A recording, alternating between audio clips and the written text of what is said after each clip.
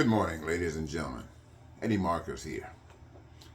Don't know what time it is. I just couldn't sleep, so I thought I'd get up and respond to things that I'm dealing with. Tennessee. You just saw what happened. Some people standing up for justice and for what's right, and others decided they don't want to have anything to do with it.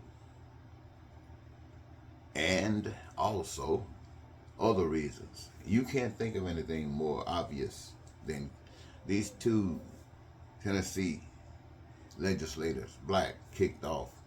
A white woman, a compassionate one, stood with them and doing the same thing basically together. And they decided to let her know that she was special, kept her on the team. That's in the front. But at the same time, it's true. It's nothing new. This is the way not only America is, it is the way the world is. All you have to do is think about what's happening with Israel and those Palestinians over there, what's going on. I mean, how obvious can it get? Nothing new. Same old, same old. Same old stuff that's happening over in Russia and Ukraine. Same old, same old. It's what it's all about, bottom line, ladies and gentlemen. Same kind of stuff they're trying to start here in America. They're fighting hard to change America, to take it to its lowest step, its lower level. And if we don't stand and recognize the truth that is as it is being given to us, America is going to be not like just what they call a banana republic. It's going to be a defeated nation, just like all these other barren dynasties before this one. What I'm saying, ladies and gentlemen, the things about cops. I think I heard something about defunding the cops again. And people talking about, I don't want to defund the cops. We need the cops. Man, the people are as confused as they could be. There is a proper way to defund the cops. And what way is that? The way to defund the cops is to have no need of a cop. If there is no need of a cop, that takes care of that. And there is a way for that to happen. The problem is we are in a world that does not want that to happen. That's a world of fairness and properness and justice. That is not representative of this world. In fact, we all down here talking about who's right and who's wrong. Everybody down here is wrong. And mostly everybody down here think they're right. But you're in the middle of hell. You ain't right. This is hell, ladies and gentlemen. I don't care what color you are. I don't care how black you are or in between. We are all in hell. I don't care how much money you got. And I don't care if you can fly all up in space having a ball. Or whether you're living down here between cracks. This is hell. And we are all in hell. And the God that we serve has not even brought us to an understanding of what's going on. So what we are basically doing is trying to survive in hell. Like if we can just survive in hell, there's going to be a special reward for us because we were not what? Participants, given our own personal participation in this hell. We were forced. And that is what happens in hell. That is how the deception works, to make people feel like, well, they did the best they could, and so they didn't do what was required to change the situation. So that was the trick that was played on you. Shut you up, set you down, feeling good. And you find out later, brother, what the hell. You see, ladies and gentlemen, when I explain to you on my other videos and whatever I speak to you, I tell you the truth. I tell you about those things that every individual desires. Why? Because every last one of us was made by God. And there are certain things that's common, just like our hands. Most all human beings got a hand. Most all human beings got eyes. And whoever got eyes can see. Whoever got hands can feel and use it. And just as we've gotten that, we also got something that makes us common in this life. And that is that we want to have our dreams met. We want to live our dreams. We want to have a satisfied life, every last one of us. And as we have been existing here, those things that would be necessary, they're coming too. Like food and clothing and shelter and education and health care and transportation and infrastructure and all of the things that we might imagine that we want. Now, these are things that we might imagine that we want, but we are here. What good is that unless we have a purpose for being here? And our purpose for being here is to make sure that in order for these things to exist, those who want them participate in the process of creating them. And when they exist by the gifts that have been given to us free, using the hands and the eyes and minds of people who want it. And here they are. For whom? This for the masses, for everybody that might want from them. Why? Because everyone in one way or another has participated in the process. And by doing that, you live in peace, be prosperous, you're free, joyous, happy. Live your dreams, your needs, your wants, and your desires met. Never have to do all that other stuff. Bottom line, you do that by allowing a power that you can see only from your heart dictate to you what you're supposed to do. And it works out fine because it was designed to work just that way. But when you want to walk on the deceptive side, when you got people that are taking advantage of you, I can talk a long time on that, but I want to make this short. What I just explained to you is the way it has been designed to experience the best that can be experienced. Now, there are going to be greater things as we go on, but this is what we know right now. So, what we come up into, we come up where the Spirit says this: treat others as you want to be treated. That's how you're guided in this life, supposedly guided in this life. Treat people like you want to be treated, because the designer of us individuals know how we were made, and if we treat each other like we want to be treated, everything is going to be fine. But you're going to run into a situation where that is going to become a violation. I don't want to treat you like I'm supposed to. That doesn't work for me. That means I'm ready to abuse you. But the same spirit of truth that says treat others like you want to be treated also said, thou shalt have no other gods before me. That means don't take it. I'm gonna give it to you. No, you're not. Now, one of them is wrong because he's ready to do anything to you to accomplish an end. The other one is right because it's a defend to make sure that you don't. Now, if there was a switch, this one wanted to do something to you, then it would be wrong. But defend. Now, when you remember in cowboy pictures a long time ago, you guys who baby boomers, the Indians, natives, they always had warriors who would not want, no, they didn't want to get in. They'd fight to the end. And they fought, most of them died.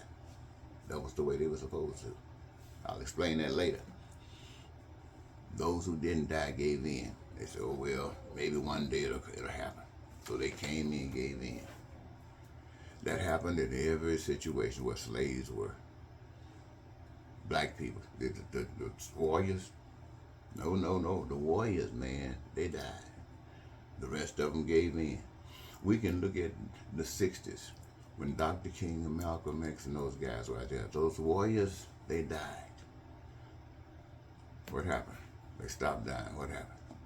Anyway, so what I'm saying is you heard the message about Jesus, and they gave you a crooked message to set you up so you can do exactly what you're doing. Jesus, the message, whether you believe it or not, in the story says, I came to set the captives free. I am the way, the truth, and the life. No man come to the Father but by me. Now, that was interpreted to allow the world to go on and Christianity to go on just like it's going on. That's the way it was interpreted, for Christianity in the world to go on just like it's going on.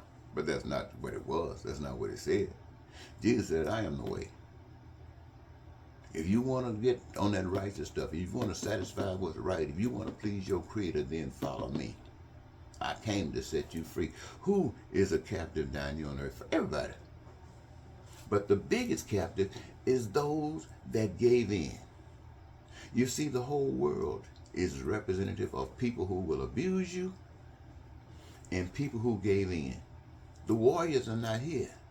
The people who gave in and those that will abuse, that's what this world is made out of. That's why it's hell. Abuse and okay. The warriors are gone. And anytime a warrior rises up, they will do what I'm sharing with you right now. But I'm not that kind of warrior yet, because if I was, I'd be gone. But I'm still here telling you this. When these white people in the South, not all white people, are standing up, saying we're going to do it to you. Not all white people are doing that, but a great number of those white people are standing up saying we're going to do it to you. And on the other hand, are the rest of the white people saying, I don't agree with that. I'll do what I can, but if I can't stop you, then okay, we'll give in. We'll let it go on a little while longer. We'll treat black people and we'll abuse other folks like we've been doing. That's the reality. And on the other hand, there have been black folks who say, oh, I'm not going to take that stuff. You want to start a war? Take your guns, and we'll use what we got. It might be nothing but a match, but if that's all we got, I believe God will empower it to be just as strong as any gun. I mean, this is what they would do. Well, will it work? I don't know, but just standing up. First of all, dying for what is right is what you were made to do. Dying for what is right, not dying for bull. And what is right? God is right. So, the challenge is there. When I look at what's going on in Tennessee, when I look at what's going around the country, now I've learned to know that it's ugliness. It's expression of evil. So I can't I pick out any of those things because they are wrong. And none is no worse than the other. So if I'm going to waste some energy, if I exert some energy, let me exert the energy on the bigger picture, not just the teeny, because the bigger picture includes them all. So I'm telling you, ladies and gentlemen, every last one of us Americans are in hell, serving at Satan. This stuff that's going on between white people and black people is hellishness. This stuff about some people got and other people don't is nothing but pure D hell. And if anybody knew God, they would stand up and make things right. And if they didn't, they would follow Jesus. They would not settle for a job. If you were following God, you would not settle for the nice cars. You would not settle for the benefit of doing this and doing that. You stand up and represent what's right. And it's going to be rough, and it's going to be tough, but you got the greatest power on earth on your side. So, what am I saying? Every person in America, every person on earth should stand up with truth, and that truth means peace and prosperity and freedom and joy is what we want. And we want to guarantee to ourselves by engaging ourselves in the process of creating from those resources that have been given to us free, an abundance of stuff, so all of us can have what we need. We ain't scared of you. We ain't gonna run from your guns no more. We're gonna stand up and demand that you sit your butt down and treat us like you want to be treated. And they will. Might be some little stuff having a little here and there, but they will. Why? Because you got right on your side. And if you're willing to die, you know darn well they will. Because they sure not willing to die for that. I want to thank you, ladies and gentlemen. If I missed anything, I'm so sorry. But setting the captives free means those who came in and say, I give in. They weren't warriors. They were just regular citizens who said, I don't want to die, so I'll go back in. Those who gave in and allowed the devil all of this power, who don't know any way out because they only know the power that's got them bent over. Captives. He came to say, that ain't the power. The real power is invisible. The real power is God. Now let me show you stuff. I'm going to show you stuff that, this is the way the story goes, that you haven't been able to do. You can do it, but you haven't been able to do it because you didn't know it. But watch me. Now watch this. I don't care what they can offer you. Offer you the world. Offer you them the world. Jesus said, according to his living. Resist it all, because it's not right. And what do? You go to that cross. Now, according to what that said, you go to that cross, and everything that you died for over here, that's the seed that you're planting for that place that you're going. Is that true? I don't know. Do I believe it? It ain't even important. It feels so right, just standing up for being right. Bye-bye.